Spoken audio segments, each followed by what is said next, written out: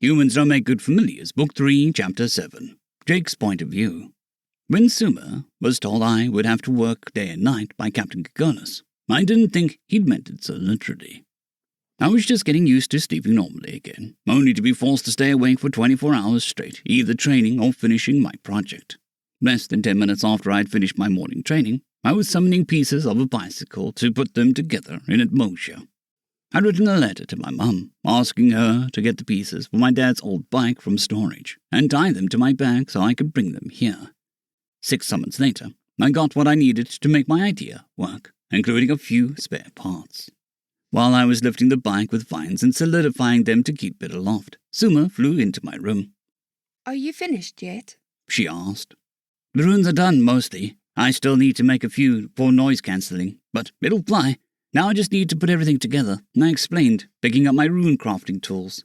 "Cancelling a sound? What do you mean?" she asked, while I mixed ingredients and carved channels into the bike's frame for runes.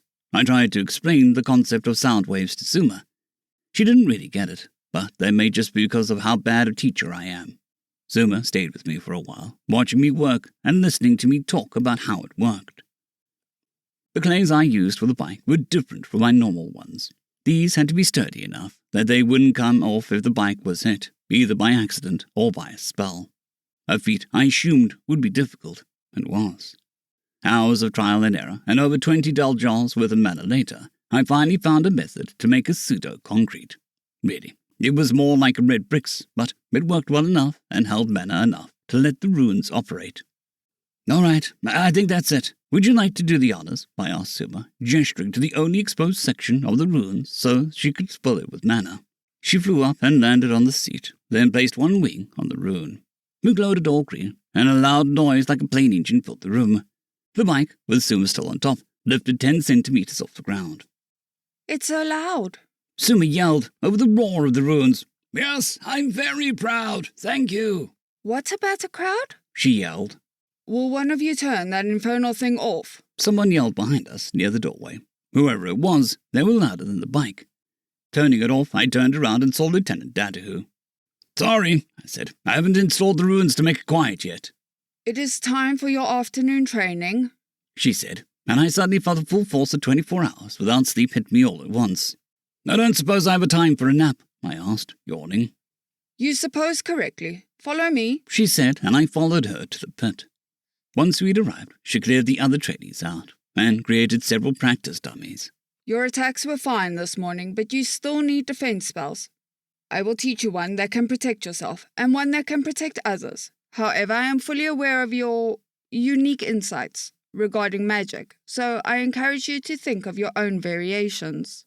Datahu flew behind the dummies and cast a spell. "This spell manipulates the ground to form a defensive wall," she said, as a rock clad in yellow light shot up from the ground directly in front of each of the dummies. "It is useful when taking a defensive position on the ground, or protecting a the rock slid stationary back object. into the ground, leaving behind However, a patch it is of disturbed impractical dirt, for most and the yellow other glow things. faded away. "I used something similar to that to defend against the lightning spell once," I said, remembering the entrance exams to get into the Drakes. "I am not surprised. It is a fairly simple method of defense. Most Nyama know it. Now, I will show you the method I prefer, and you will practice using it." Her natural sparkle, what little of it she had anyway, turned green, and the air around her spiraled like a tornado. "This method works extremely well, and can protect you from most fire and wind-based attack spells. However, it will do little against physical attacks or lightning, so layering it with other spells is the best solution." "Does it use a lot of magic?" I asked. "Yes, though I doubt that would be a problem for you." "Then, how do you maintain it?" "I have learned to use it only when needed. Using it while flying can be difficult after all." Her green sparkle went back to white, and the air stopped spinning. "Now you try. Once you have learned how to use it, I will attack you." After some practice, I was able to mostly recreate the second spell she showed me, though mine wasn't as refined as hers. "Good. Now I will attack you," she said, and something hit me on the side of the head. "Ow!" I yelped, and the spinning wind around me exploded outwards as the spell ended abruptly. "It needs to be fast or attacks like that will get through." She said. I looked, and the sliced-up chunk of one of the countless vines in the base was laying at my feet. The attack was interrupted but not stopped, so it still hit its mark. It even caused you to lose focus. In combat, that would kill you. Dadu said, and took control of another vine. Try again. Feel the magic moving the wind and push it forwards more quickly. Except that I can't feel magic, remember? I complained, holding my head. Besides, I'm always wearing armor. I don't need to worry about... Are you wearing your armor now? Well, no, but... Then you are not always wearing armor. Nor will you always wear it on missions. Your metal garments are loud, and the drakes almost entirely rely on stealth. There will be many missions in which you cannot summon your armor to protect yourself. And even when you can, those garments cannot protect you from lightning or fire, correct? I mean, yeah, I said, defeated. Okay, but I still can't feel magic. She turned her head away for a moment and ruffled her wings, something I'd seen Suma do plenty of times whenever she starts thinking. That is true. She turned back to me. How do you normally control your spells if you cannot feel the magic? I just kind of picture it, and it happens, I shrugged. Then how would you picture an attack being repelled? Would you think about your mana pushing the attack away? I don't know.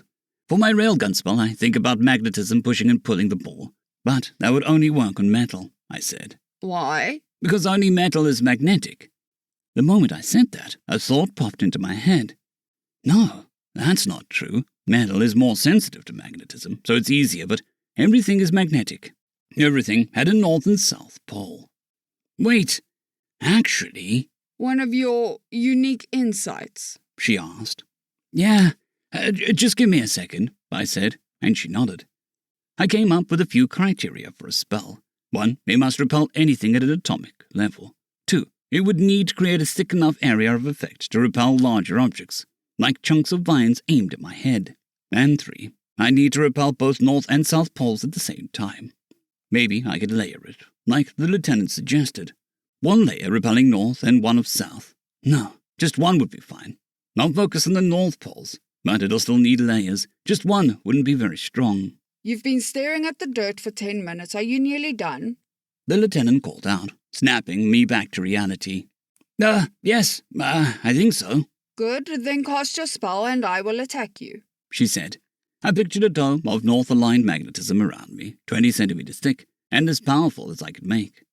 Ready, I said, once the spell was cast. There was a pause, and nothing happened. I said I'm ready. I already attacked, Datu answered.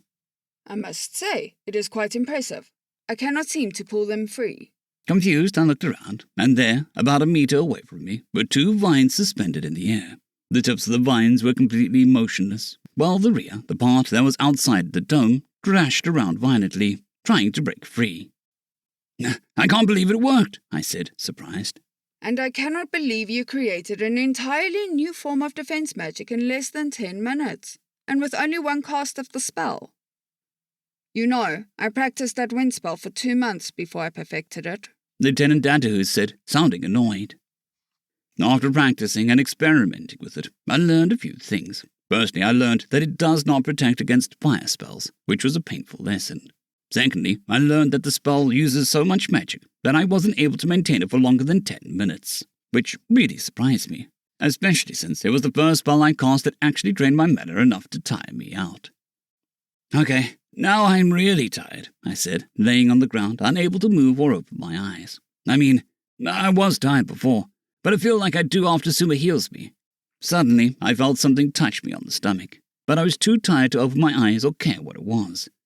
Then a sensation like water was being poured into my body came over me. It started in my stomach, but slowly moved to my ribs and chest. A few moments later, I started to feel some of my energy come back. I opened my eyes and saw the lieutenant standing on the ground beside me, with both of her wings on my stomach. By the dragons, you are like a mana sponge. Your body is pulling in my mana faster than I can give it to you, she said, then pulled her wing away. That should be enough. Can you move? If I can, does that mean I have to train longer? I asked, only half joking. No, your mana is depleted. Between all the ruins you made before training and that spell, I suppose you finally hit your limit. I almost started to believe you did not have one to hit. Well, either way, go eat and sleep. We will resume your training in the morning. Before I could stand up and climb out of the pit, she'd already flown away. Hey, Suma, where are you? I asked over our private connection. Eating with the team in the trade center. How's your training going? I just finished. Can you summon me? I'm starving. Okay, Jake. Actually, I think they have something here you may wish to see, she said. A few moments later, I was standing, albeit shakily, in the trade center of the base. The trade center's purpose was exactly as one might guess, a place for people to trade goods from outside base to Niema who live here. Whenever a shipment of something arrived, our captains let us know about it, and we could buy it if we wanted. Unlike normal, however, these traders only accepted coins as payment, never mana, which was probably a military rule to keep the soldiers ready for combat at all times or something. Suma, Nines, Odins, and Rue were all perched on wooden posts sticking out the ground. They were holding fruit in their foot, claw, hand things, and eating happily. So, what did you want me to see? I asked, looking around for food. There was a plant with some kind of fruit on it in the middle of the team. While I may not have known what it was, I knew I was about to eat it. Over there, Suma said, pointing a wing towards a merchant perched on a large wooden box. What is it? I asked, stuffing as much of the fruit into my mouth as I could without unhinging my jaw like a snake. Paper. Really? I asked over our private connection so that I could eat. Yes. She replied, aloud, garnering confused looks from the others. Who's selling it? I do not know them. Perhaps it is someone we sold paper to in the past? She said. I looked at Suma confused, then down at the half-eaten fruit he was holding. Dragons, I hope she's just going crazy. This is too good to spit out. She is doing that mind magic thing she has with him. It is a bit rude to leave us out, though. Rue said. Sorry, I said with a full mouth. Nope, that's gross. Go back to the mind magic thing, Odin said, looking away. We sold paper to a lot of people. I figured one or two would resell it. Didn't a few shipments get sent to the Major a few months ago? I said over our private connection again. That is true, but those were only for command officers. These are available for everyone, Suma said. That said, they look strange. Strange? How? I asked aloud, picking another fruit from the plant. They are a different colour. Did we ever sell yellow paper? Like sugar paper? No. Normal paper can turn yellow, but that takes longer than 2 or 3 years, I said privately again. Perhaps they made it themselves and it turned yellow that way. Did you teach anyone how to make it? She asked. 1 or 2 people, but only the basics of what I knew. Just a noble and a farmer. Is that Niema either of them? She asked. I looked closer at the Niema, pretending like I could tell the difference between them well enough to know either way. I don't know. Maybe. Jake, can you tell the difference between Niema? Odins asked. Can you tell the difference between humans, Odins? Rue asked. I swallowed. Humans. Sorry, humans. I've only ever met one, Odins said. That is a no, then? Rue teased. I nodded my head and agreed with her. Sounds like a no to me. You didn't answer the question either way, Jake, I pointed out. I can, with enough exposure to them over time. So you do not recognize the Niema selling the paper? Suma asked. I shook my head, no. Then you should go and talk to them. Perhaps they will recognize you. Okay. Swallowing the last of my second fruit, I stood up and walked over to the Niema on the box. His gaze met mine, and he shifted uncomfortably on the box. No, good little fella, stay over there, please. Is this someone familiar? He's getting a bit close, the Niema called out. I heard several Niema start to snicker and hold back laughter from all around the room at the trader's reaction. Now smiling myself, I got a bit closer. Please, someone, collect this. Where'd you get this paper from? Ah! He shrieked and fell off the box, and laughter erupted from behind me, probably from Odin's. It speaks, the trader asked, his head poking up from behind the box. It does. So about the paper? After talking with the trader and explaining who I was, he became very excited. So you're the familiar who originated this wondrous product? I am. I must say it is an honor. My apologies for earlier, but I had no idea. He bowed deeply and spread his wings. It's fine. I'm used to it, anyway. Where'd you get this paper? It doesn't look like the kind I sold, I said, looking inside at the stacks of yellow paper inside the wooden box. Yes, this paper was purchased from the Emboss Paper Consortium, he said. The who? They are a company owned by Baron Neck and his family. They produce paper and other sorted goods like this wonderful beverage called tea, and some kind of food that has been treated with fire to change its taste. It's really a wonderful company with so many revolutionary ideas. Baron Neck. I know that name. He bought paper from years ago. I sold a lot to him, but not enough to start a company. I looked at the paper again. It was not just yellow, but it was also rougher, more ragged along the edges, and the thickness was uneven in different spots. This looks homemade. He must have started making his own. I wouldn't know, but I am certain that he has made a vast fortune from it, though there are rumors that he is being secretly helped by a rich farmer. Wait a second. I taught him how to make tea too, and I gave him biscuits. I thanked the trader for talking with me and went back to Suma and the team. Missing the Neck Noble family when we get back to your hometown. And the farmer. Suma looked confused. Why?